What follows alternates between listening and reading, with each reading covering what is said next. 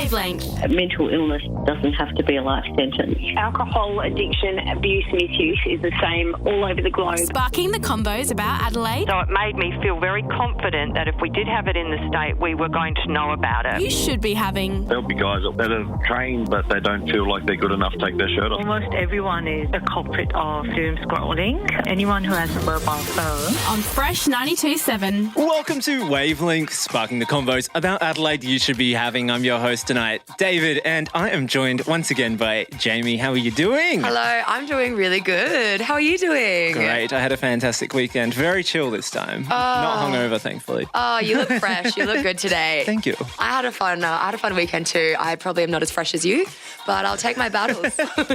So I just wanted to bring this up because we were having a conversation off air before. Right. And I yawned and you yawned back. Yes. Because that's what people do with empathy. They yawn. Yes. And then I was wondering if there are people out there, like if I yawn on air, you yawn again. I wonder if other people yawn to my yawn. So text in. Did you yawn? Did you yawn to my yawn just now? You know, like 0428 97 97. If you yawned, give us a text because I'm genuinely curious to know. Because we're trying to work out if it's like a visual thing. Yeah. Or if it's like a sound thing. Because now, I'm thinking about it. I'm going to yawn again.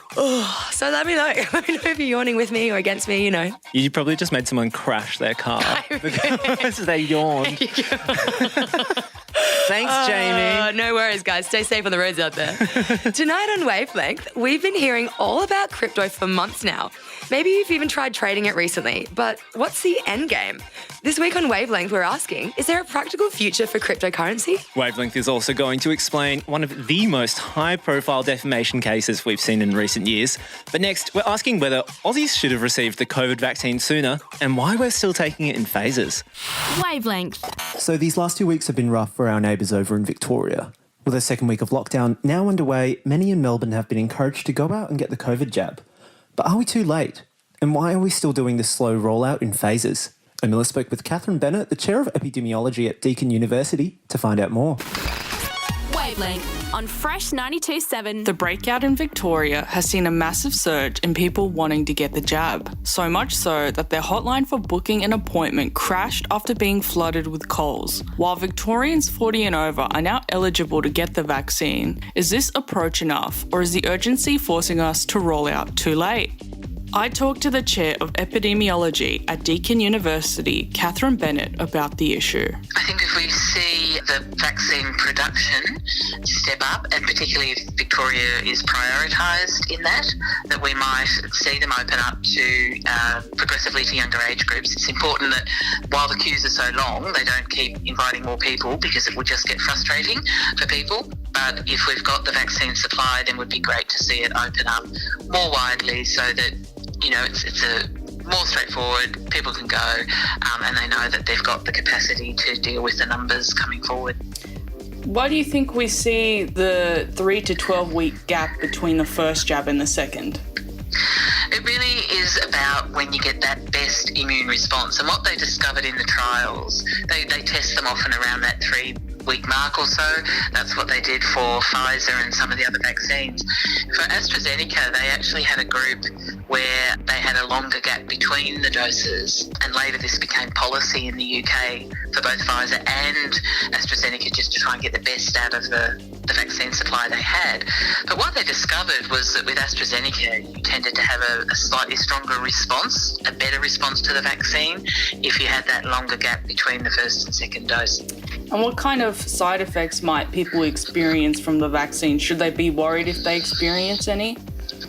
Actually, having some side effects is a good sign. Most people will experience, you know, very, very mild side effects if they do. But we are hearing, you know, on the first dose with AstraZeneca, with Pfizer, it's more likely, I think, on the second dose. But you'll get, you know, the sort of things you sometimes get with if you have a flu jab, you know, pain around the site itself, just a slightly sore arm.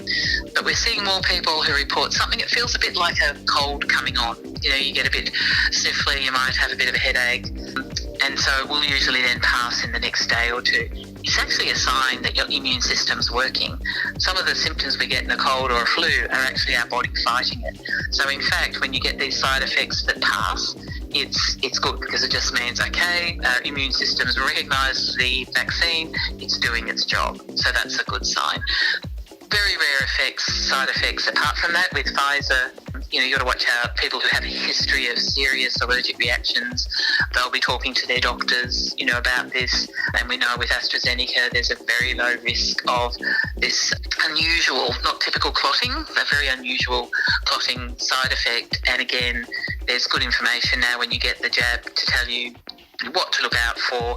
They know how to treat it. Some of these cases are actually thankfully mild, and it's important people know, while it's a very low risk, what signs to look out for just in case they need to go and get it checked by a doctor. So what would you say to those who are still hesitant to take the vaccine but they're eligible to do so? Yeah, I think it's about weighing up risk. And even though this is a very rare risk, people, hear about it and it does make people worry. At the end of the day, it is, for people over 50, we're talking 1 in 100,000.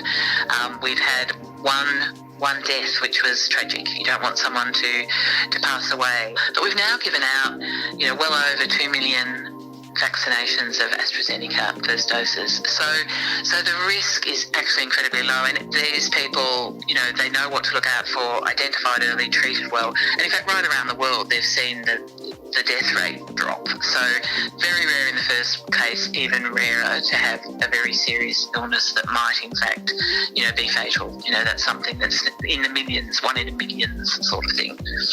Right, Professor Bennett, are there any final thoughts or comments you'd like to add? Look, just to encourage people to realise that there are benefits, not just because the virus is in the community, even if it's not in your local community right now. We can't protect everyone from that. We only find out the virus is there after the fact, when it's too late, when if you're not vaccinated, you're vulnerable. Wavelength, sparking the convos about Adelaide you should be having on Fresh 92.7. That was Amila speaking with Catherine Bennett from Deakin University about the rollout for the vaccine. And like I've said many times on this show, if you're eligible, please, please, please go get the jab. Wavelength. So Paul has our lead for tonight, and we're chatting all things crypto. Jamie, I know we've done a couple of stories on crypto recently, but with all the craze about it, I just wanted to know, is there actually a practical future for this stuff, or is it all just some sort of sick joke? Yeah, totally, because I personally don't understand it still, and I've had friends explain it to me more than 10 times. We've even talked about it before. I've straight up asked you to explain it to me, and I'm like, haha, I don't get it. I know it's stocks and numbers and blah, blah, blah. Here's Paul chatting with CEO of Kalkine Group, Kunal Sawhney. Wavelength on Fresh 92.7. There's almost no doubt you've heard something about cryptocurrencies lately. Whether it's a friend of yours investing in Dogecoin, or you've seen another one of Elon Musk's tweets. There's also so many of them. Bitcoin, Ethereum, and Dogecoin are only some of the many cryptocurrencies now on the market. But is there a practical future for them? We can see momentum building slowly for everyday users if you're wanting to spend some of your own, with PayPal now accepting a few of the well-known cryptocurrencies as payment options in the US. Will we start to see more and more of these kinds of big introductions of accepting crypto as a payment method? Or will it just forever be something to use to try and make a quick buck through trading? I spoke to Kunal Sawhney about the practicality of cryptocurrencies and blockchain. What has made cryptocurrencies so popular over the last few years? So crypto was once considered as an asset prone to bubble explosion, but now it has established its position as a valuable asset. A growing interest to tap the profitable opportunities arising out of price volatility. Besides that, more and more companies are looking to accept digital currencies or cryptocurrencies, and big companies like PayPal, Tesla, they have also driven interest in crypto market. Now what we really need to see is wide acceptance of cryptocurrencies, but it will be widely traded, that's for sure. What are the pros and cons of cryptocurrencies being used as a form of payment? Notably, factors such as lower crypto transaction fees, speed of payment processing, blockchain tracking of transaction, cybersecurity issues. This is a major threat, price volatility. These are big roadblocks, I would say, in effective payment systems based on digital currency. So we have heard horror stories of people forgetting their passwords or wallets being hacked. So I think one needs to be very careful on that side. Do you see a future where cryptocurrencies are a major form of payment, if not the main form of payment? The large-scale acceptance of digital coin as a regular currency still seems to be some way off. One of the key fundamentals of cryptocurrencies is they're not regulated by the governments, but to be widely accepted, they need to be approved and endorsed by by the governments, and that is something to be seen. And now we have a new threat where they are one of the major forms of carbon emissions. So the growing environmental concerns of Bitcoin mining puts a question mark on the mainstream adoption of digital tokens as means of payment. Shockingly, one Bitcoin transactions generate the carbon dioxide equivalent to over 1.1 million Visa transactions, or over 88,000 hours of watching YouTube. So they are very environmentally unfriendly, to say the least. I think there has to be a major technological change for them to be really widely accepted. The amount of computing power it involves to mine Bitcoin or digital currencies, it's simply unsustainable. We see blockchain gaining momentum as well. Could you tell us briefly what blockchain is and what practical future does it have? Blockchain is essentially a digital ledger of transactions that is duplicated and distributed across the entire network of computer systems. While blockchain is most famous for its role in facilitating the rise of digital currencies, there are significant applications as well that hold a great future. So they can be used in banking, healthcare, agriculture, mining, travel, financial services, infrastructure, education. So blockchain solution will be critical to drive innovation and disruption of traditional business models in future. In fact, several governments are exploring options for digital currency. It seems like everything will be on blockchain in the future. The decentralized technology offers benefits such as better security, faster settlements, and immutability. And after the first two generations of innovations, namely digital currency and then smart contracts, third wave, which we believe is coming soon, of blockchain adoption will be very interesting to look at. Would you like to make any final comments in closing about crypto or blockchain? I think it's a very interesting future, but it is going to be a very volatile future. And I think now the next step will be either a cryptocurrency or a technology that can really help us in mining these currencies at a very efficient way using renewables. And I think that is going to define the future of cryptocurrency.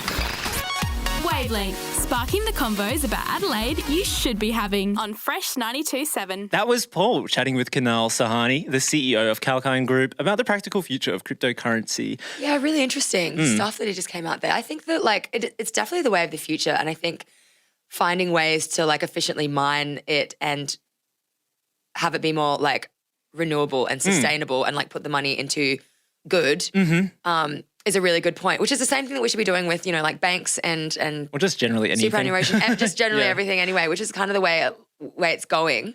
I mean, the environmental damage that Kunal was talking about there is insane. Or did he say something like it's equivalent to 80,000 hours worth of YouTube watching? Oh what? God. To mine a coin? That's insane. What on earth is going on there? I can't even imagine watching YouTube for 80. I don't think I've watched YouTube for 80,000 hours. Do you think over your entire lifespan you've watched 80,000? How many hours do you think you've watched? I've probably hit 20. Oh, I don't know. There were a lot of compilations back in my day. How do you even calculate that? I don't know. Would you buy a Tesla with crypto though, Jamie? Yep. You would? I actually think that would be pretty baller. I want a Tesla so bad. I want There's one on my street, and every time I look at it, I'm like, oh really? Day. Yeah, there is, because there's a charging port out the front as well. No joke. Yeah. That's so cool. It's so cool. I mean, they are pretty sexy. I know they are sexy cars, aren't they? We've got more about crypto for you later in the show, including an interview with Adelaide artist Dave Court. So stay tuned for that. Oh, I love Dave. Up next, we're hearing from Hamish about this week's news. What the hell is going on this week? Wavelength on Fresh 92.7. Well, as expected, the lockdown in Victoria was extended for another 7 days this week, but now looks set to be lifted. And Victorians, who have suddenly become the most nomadic people in the country, are reportedly furious that other states around Australia aren't immediately reopening their borders to them. Meanwhile, the state has decided to prevent future outbreaks by implementing revolutionary, groundbreaking precautions such as mandatory check-ins with QR codes at all retail businesses, a rule that the rest of Australia has already been following for months. Tennis star Naomi Osaka sensationally withdrew from the French Open this week after revealing her struggle with depression and the inability to front up for press conferences. And really, if you had to deal with a room full of snotty little quote-unquote journalists for 100 days out of the year, you'd probably be pretty miserable as well. The ATP, however, responded by saying players have an obligation to engage with the press, even if it does result in the debilitating erosion of a player's mental well-being.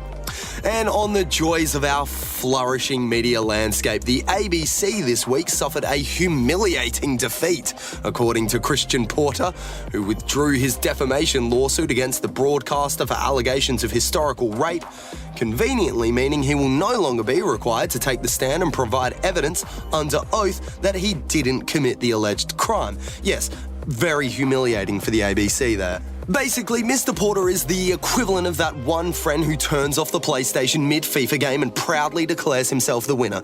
I bet he's fun at parties. Meanwhile, the country continues to grapple with a lack of participants in the national vaccine rollout, and Channel 9 decided to do something about it this week, making an advertising campaign that's so white, it probably has its own custom coffee order. But of course, as always, the solution to convincing the older white generation of Australia to do anything inevitably involves just bringing in Scotty Cam. I'm not sure at exactly what season of the block baby boomers decided to adopt this man as their unofficial leader, but hey, it's an admittedly proven strategy. And that's what the hell's been going on this week. Wavelength, sparking the convos about Adelaide you should be having. So, Jamie, earlier on in the show, Paul spoke with Kunal Sawhney about the practical future of cryptocurrency. But the blockchain has more practicalities beyond just crypto. The rise of NFTs this year has been widely publicised. But what's the interest and why should we care? Paul spoke with a well-known Adelaide artist, Dave Court, about the technology and whether he'll be making some of his own.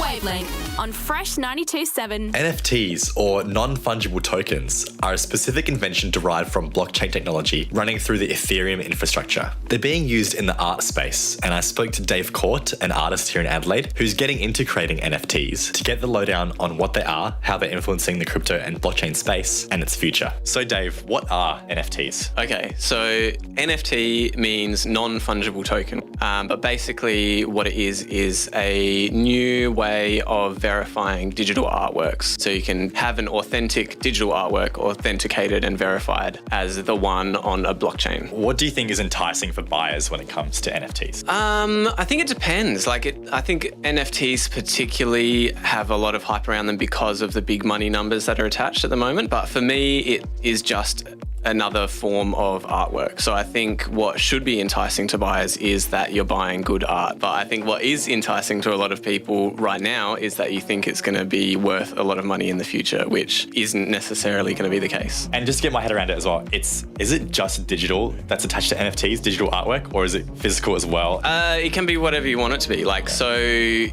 And lots of people are using it and applying the technology in different and creative ways. So there's talk of people using it as methods of provenance for paintings, which is a big thing in art collector circles, of being able to establish who owns this artwork. And to verify the authenticity of the artwork, you have to be able to show where it's come from and trace it back to the artist if possible, which NFTs do. How do we know that NFTs won't get lost or destroyed? The way that I understand it, that is kind of the key part of blockchain technology and how that works as a distributed ledger that is spread across a network of lots of computers. And if any one of them falls out, then it will be verified by other people in the network. It's distributed and indestructible in theory. So you don't have to use crypto when selling NFTs, do you? It can be any currency. There's a lot of the ones now where you can just put in your credit card numbers and buy it and you own it. But I think they can make it look shiny and accessible and easy to do. But I think even if you're doing that, it's getting converted to crypto and you're setting up a wallet, and it all happens kind of in that process anyway. Are there any concerns artists should be aware of if they're considering selling NFTs? I think the biggest concern is just making bad stuff. I guess it's the double-edged sword of how easy it is to do, is that anyone can create an account on an NFT platform,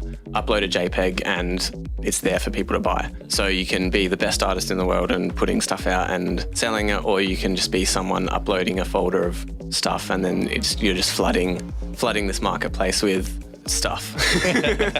So what actually is the environmental impact of selling NFTs? Bitcoin and Ethereum are set up on a proof of work system where there's a set amount of coins that will ever be in existence, and problems need to be solved by computers. And to solve these problems, people use computers, graphics cards, and they use power, which can possibly come from renewable sources, but most of the time right now probably doesn't. So that is a proof of work system, and that is what the concern is of using that for NFTs. There's the other way of doing it, which is a proof of stake. It is based on people connecting to the network, and blockchains are created and distributed based on who has parts of that currency already. So it's a much more energy efficient way of managing a blockchain and processing transactions. I think the transactions is what takes a lot of energy as well, because if you're on a Bitcoin blockchain where there's lots of people trying to do lots of transactions, on a proof of work blockchain uses up a lot of power. But you can do that faster and more efficiently on a proof of stake blockchain, which is what I'm using to create my NFTs for my exhibition. What are your thoughts on blockchain in general? I think it is very interesting, and I don't think it's going to go anywhere. And I think it has a lot of potential. Like any new technology, there's so much potential for it to be applied in creative and interesting ways, and to create new things that don't exist now. What do you think the future looks like of the NFT market specifically? I think there's been a lot of hype, or there is a lot of hype on it at the moment, which I feel like is starting to die down. And I think it will probably kind of level out and just assimilate into the general art market. Where are you showcasing your work? The exhibition is called House Party, and it is showing at Praxis Art Space from the 24th of June to the 23rd of July, and at Floating Goose Gallery from the 2nd of June to the 25th of July, and going to have online elements of the exhibition for that whole time period as well. Wavelength, sparking the convos about Adelaide you should be having on Fresh 92.7. That there was Paul speaking with Adelaide artist Dave Court about NFTs and art. Very exciting stuff. Yeah, so interesting. Talking all about non-fungible tokens, and more or less, non-fungible means that it's unique and can't be replaced with something else. So a Bitcoin is a fungible token. Yeah, and it's really just a way of connecting ownership to art, which I think is really exciting. And it's cool that Dave's jumping in there. But like you said, like I've sort of been following the NFT market and seeing the stuff that's going up on those websites where you can buy it, and god damn, some of it is disgusting. Yeah, what is it? What do you see on there? Some of it's just incredibly lame, like a lot of just stuff that you would have seen just on Tumblr as like GIFs from like 2012, you know, just that sort of like really cringy, weird, rotating figurehead thing. But then some of it's really interesting, but some of it's really bad.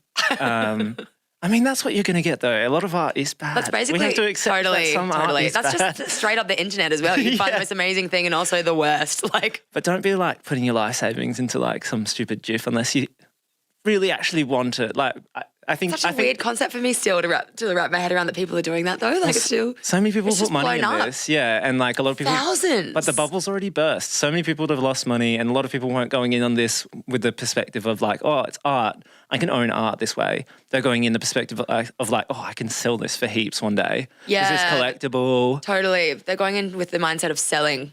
Which is the wrong, I hate that sort of approach to art. That's not what art should be about. Art shouldn't be about commerce. Art should be about art. Exactly. You know? Then you actually take away the authenticity of what art represents, which is like bringing people together and like explaining culture. That's what we look back on in history.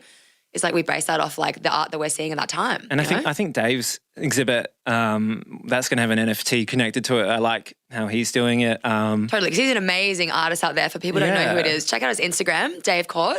Does like huge murals. You would have seen his stuff in Adelaide for sure. Yeah, he's also just like a straight up G. He's a legend. Lovely guy. Thanks for joining the show. I mean, his show is going to be on at Praxis Art Space and also Floating Goose Studios. Did you say floating goats? Yeah, I did. Imagine floating goats. I mean, I'm looking at it now. It looks awesome. It seems like he's just taken a house and like gone crazy with a house. Let's all go. You, me, and all of Adelaide. We'll go together to support. It's called House Party. I'm very looking forward to it. Thank you so much for jumping on the show, Dave. Support local artists. Oh, absolutely. Wavelength. Right now, we've got our weekly segment called Wavelength Explains. And this week, Amila's going to explain one of Australia's most high-profile defamation cases in history. Wavelength Explains on Fresh 92.7. This Wavo Explains will mention suicide and allegations of rape. If you or someone you know is impacted by sexual assault, call 1-800-RESPECT on 1-800-737-732. If you feel at any time you need support, please contact Lifeline Australia on 131114. In March, former Attorney General Christian Porter filed a defamation suit against journalist Louise Milligan and the public broadcaster ABC. The lawsuit was filed after Milligan published an article. In it, it was reported a letter had been sent to Prime Minister Scott Morrison containing an allegation of rape against a serving cabinet minister. The alleged victim is a woman known as Kate, who took her own life last year. In the article, Porter was not directly named. He identified himself as a minister facing the allegation on March 3, strenuously denying the events ever occurred. After mediating with the broadcaster, Porter has discontinued the defamation suit. The federal court still needs to approve the settlement, which involves erasing from the court record part of the ABC's defence in the defamation case. However, there has been push from some news organisations to have the material publicly available. And when Porter dropped the suit, he was threatened with one in return.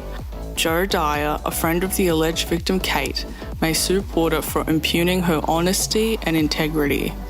Dyer drove a successful legal action that prevented Porter's lawyer, Sue Chrysanthu, from appearing in the case due to a conflict of interest. She is alleging 2 defamations by Porter.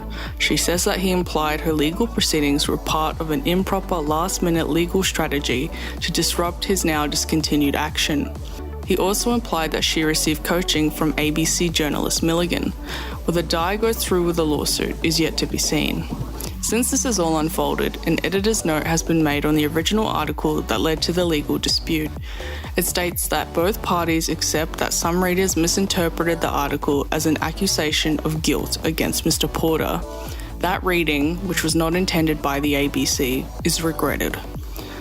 Once it was announced Porter dropped the case, he had this to say. They regret the outcome of that article.